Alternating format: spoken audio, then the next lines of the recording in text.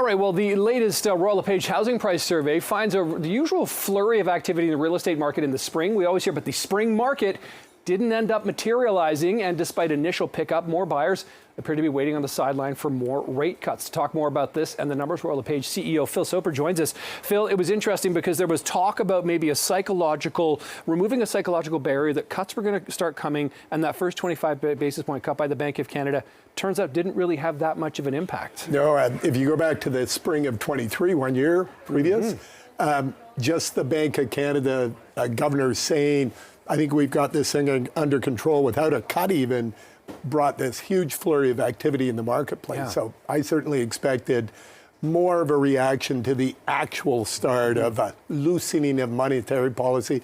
Didn't happen. Now, we did see existing homeowners put their homes on the market. So we had inventory levels riding. So it's first-time home buyers that I guess a quarter point just wasn't enough to get them got off the sidelines. I wonder if psychologically people are saying, okay, they've started, let's see how far they go before I decide to go back in. Do you see that in any of your polling, that people say, hey, maybe this is going to drop another 75 basis points? Yeah, in fact, some research we did a couple of months ago said only 10% of people who are on the sidelines were willing to move with a 25 basis point cut, a quarter of 1 percentage point. I think as well, with home prices relatively flat in certain parts of Toronto, if you come right down to the core where we are today, we actually saw prices down by about half a point, quarter over quarter. You're bang on, Nick.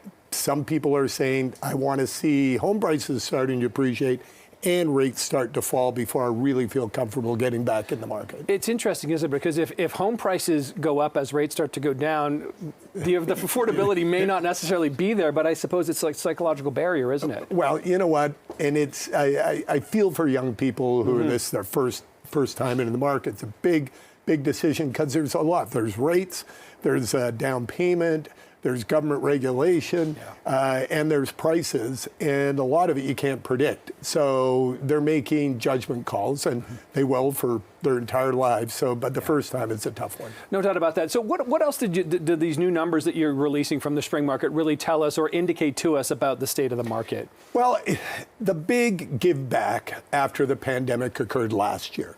We actually expect prices in Toronto, for example, to be up 9% year over year by the time this year, 2024, closes.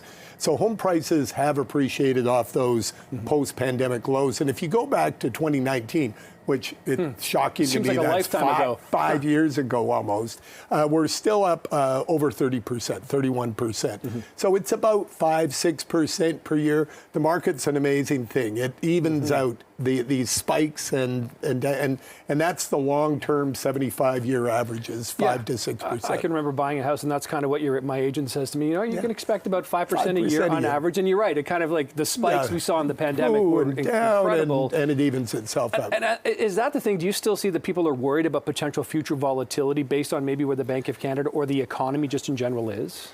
You know, we're in a period that we haven't seen for most of the last 20 years in a lot of Canada, including Southern Ontario, where buyers and sellers have an equal shot at it. We call it a balanced market, approximately the same number of people looking for a home as there are homes in the market. We're not used to that. We're used to, you know, supply being down low and demand being way up here, and multiple offers, no conditions. People can actually put an offer on a home today and say, you know, conditional on me getting mortgage finance from my bank. So it's sort of back in time to a more even time. And I think that's what we'll see coming out of the pandemic. That sounds like a bit of good news coming out of this. Phil Soper, always appreciate the time. Thanks so much.